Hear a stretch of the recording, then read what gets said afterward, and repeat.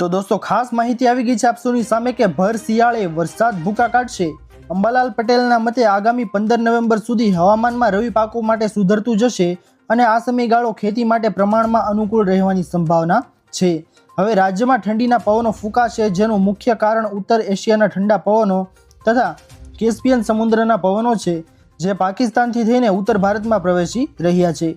રાજ્યમાં ન્યૂનતમ ઉષ્ણ તાપમાન 17 થી 18 ડિગ્રી સેલ્સિયસ જેટલું રહેવાની શક્યતા છે અને બંગાળના ઉપસાગરમાં ભેજનું કારણે ગુજરાતમાં કેટલાક ભાગોમાં માવઠા એટલે કે કમોસમી વરસાદ આવી શકે છે। 18 નવેમ્બર બાદ બંગાળના ઉપસાગરમાં હલનચલન જોવા મળશે અને 24 નવેમ્બર બાદ અહીં વાવાઝોડું બનવાની પણ શક્યતા છે। ખાસ કરીને દક્ષિણ ગુજરાત, ઉત્તર ગુજરાત તથા મધ્ય ગુજરાતના કેટલાક ભાગોમાં કમોસમી વરસાદ પડવાની સંભાવના છે। તો ખાસ માહિતી છે દોસ્તો। ત્યારબાદની માહિતી આપ સૌની સામે આવી રહી છે કે ગુજરાતના ખેડૂતોની 4 મોટી માંગ। દોસ્તો સૌથી પહેલી મોટી માંગ દર્શાવવામાં આવેલી છે ખેડૂતો માટેની કે ખેડૂતોનું દેવું માફ કરો। જેમ મનમોહનસિંહ સરકારે 72,000 કરોડ ખેડૂતોના દેવા માફ કર્યા હતા, તેમજ ગુજરાતના ખેડૂતોના દેવા પણ પૂર્ણ માફ કરવામાં આવે। બીજી મોટી માંગ છે દોસ્તો ખેડૂતોની કે પાક વીમા યોજના તાત્કાલિક શરૂ કરો।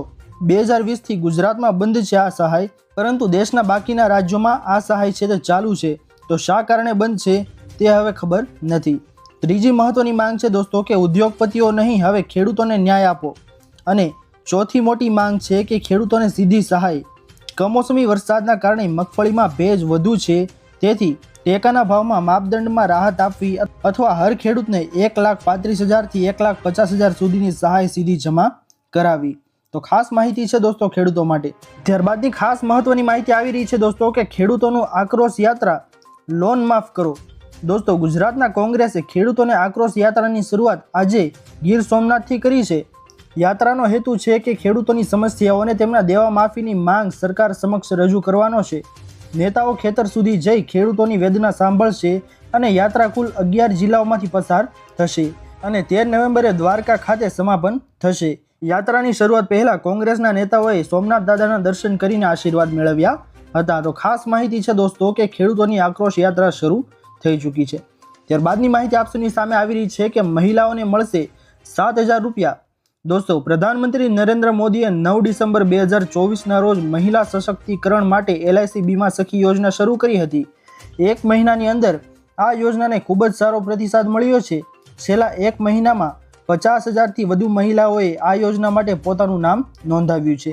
LIC બીમા સખી યોજના 18 થી 70 વર્ષની વય વચ્ચેની 10મું પાસ કરેલી મહિલાઓને આત્મનિર્ભર અને સશક્ત બનાવવાના ઉદ્દેશ્યથી ડિઝાઇન કરવામાં આવી છે। તો ખાસ માહિતી છે દોસ્તો કે મહિલાઓને મળશે 7,000 રૂપિયા।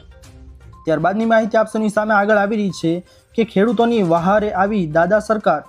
ગુજરાતમાં તાજેતરના પહેલા કમોસમી વરસાદ અને માવઠાના કારણે ખેડૂતોને થયેલા વ્યાપક નુકસાન વચ્ચે રાજ્ય સરકારે ખેડૂતો માટે મોટો નિર્ણય લીધો છે।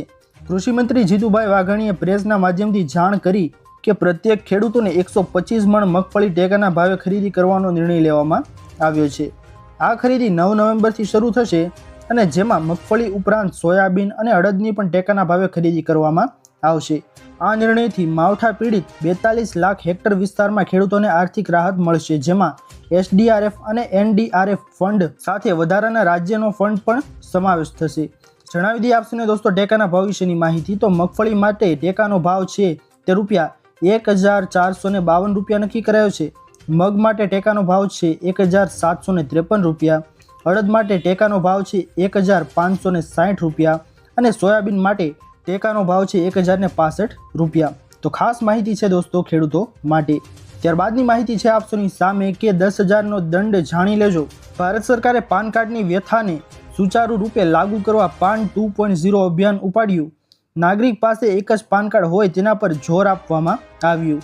1961ના ઇન્કમ ટેક્સ એક્ટ મુજબ લોકોને એકથી વધુ પાન કાર્ડ રાખવાની મંજૂરી નથી। તેવા કિસ્સામાં ડુપ્લિકેટ પાન કાર્ડ હોય તો સરેન્ડર કરવા સરકારનું સૂચન છે। સત્તાવાર વેબસાઇટ પર ચેક કરી શકાય છે કે તમારા નામે કેટલા પાન કાર્ડ લિંક છે। જો એક્સ્ટ્રા કે ડુપ્લિકેટ હોવાનું જણાય તો તેને સરેન્ડર કરવું આવશ્યક છે, નહીંતર નિયમ ઉલ્લંઘન બદલ 272B પ્રમાણે 10,000નો દંડ થઈ શકે છે। તો ખાસ માહિતી છે દોસ્તો।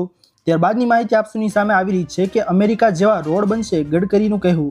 3 નવેમ્બરના રોજ એક રેલીમાં તેમણે કહ્યું હતું કે એ દિવસ દૂર નથી જ્યારે હું બિહારના રસ્તાઓને અમેરિકા જેવા બનાવી દઈશ। આ મારું વચન છે. હું એકથી એક ચડિયાતા પુલ બનાવીશ. કોઈ મુશ્કેલી નથી, કંઈ પણ કરી શકાય છે. હું તમારા પર કોઈ ઉપકાર કરી રહ્યો નથી. આ તમારા પૈસા છે, તમે માલિક છો અને અમે સેવક છીએ. અમે તમારી સેવા પ્રામાણિકપણે કરીએ છીએ, તેથી જ તમે અમને આવું સ્થાન સોંપ્યું છે. તો દોસ્તો, આ હતી આજની સૌથી મોટી અને મહત્વની ખેડૂતોની વિશેની માહિતી. આશા કરું છું દોસ્તો કે આપ સૌને આ માહિતીઓ પસંદ આવી હશે. જો પસંદ આવી હોય તો વિડીયોને લાઇક કરવાનું ભૂલતા નહીં. ચેનલ પર નવા આવ્યા હો તો અમારી ચેનલ ખેડૂત ઓનલાઈન પોઈન્ટને સબસ્ક્રાઇબ કરી અને બાજુમાં આપેલા બેલ આઇકનને પણ પ્રેસ કરી દેજો, જેના લીધે આવી જ મહત્વની માહિતી આપ સૌને આ ચેનલના માધ્યમથી મળતી રહે. તો દોસ્તો, મળીએ હવે પછીના વિડીયોમાં. ત્યાર સુધી જય હિન્દ અને વંદે માતરમ.